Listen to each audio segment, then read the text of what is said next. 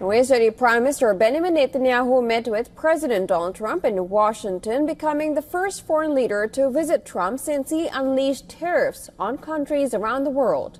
Trump greeted the Israeli Prime Minister with a firm handshake as he arrived for talks. As Netanyahu met with Trump in the Oval Office, the Prime Minister said Israel will work to eliminate the trade deficit very quickly and added that his country could serve as a model for many countries.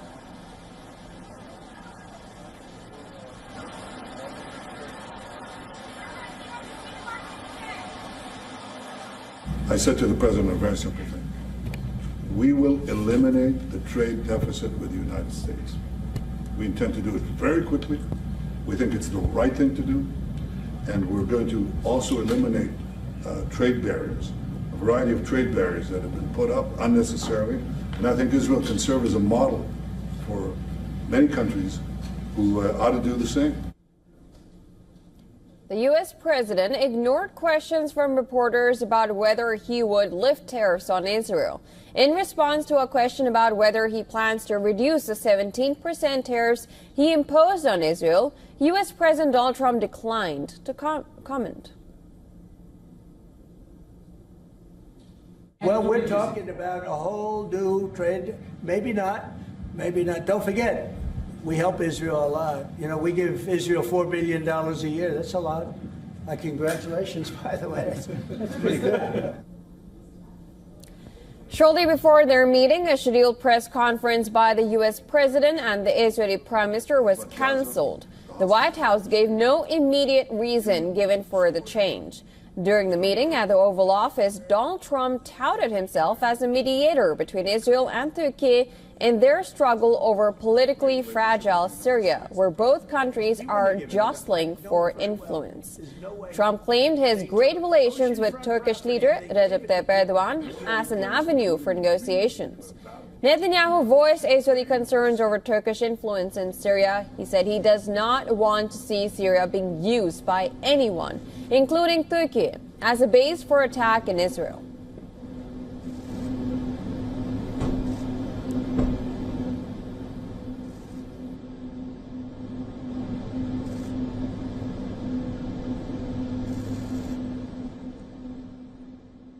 We also discussed the situation in Syria.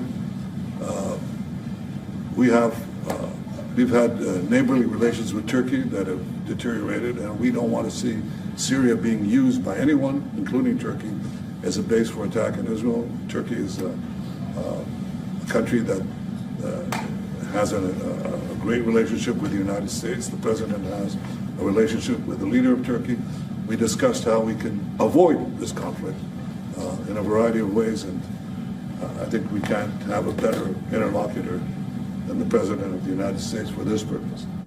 Now, Turkey is a key backer of the Islamist-led coalition in Syria that toppled Bashar al-Assad in December after almost 14 years of civil war. Its influence on Syria's new authorities has worried Israel, which has carried out strikes and ground incursions into southern Syria to repel the government's forces from the border. All right, now for more on this, our correspondent Susan Teani sent us this report from New York. Listen in.